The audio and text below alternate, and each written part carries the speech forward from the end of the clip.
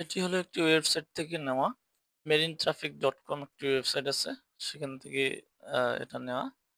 এখানে লাইভ দেখানো হয় যে কোথায় কোন জাহাজটি অবস্থিত।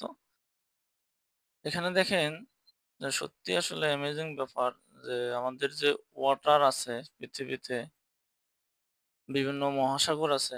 সেই মহাসাগরের বুকে অনেক, অনেক জাহাজ চলাচল করতেছে।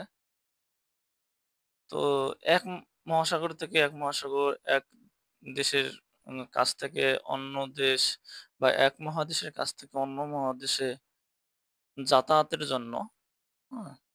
এটা সহজ করে দিয়েছে একটা ওয়াটার পথ। দেখেন অনেক, অনেক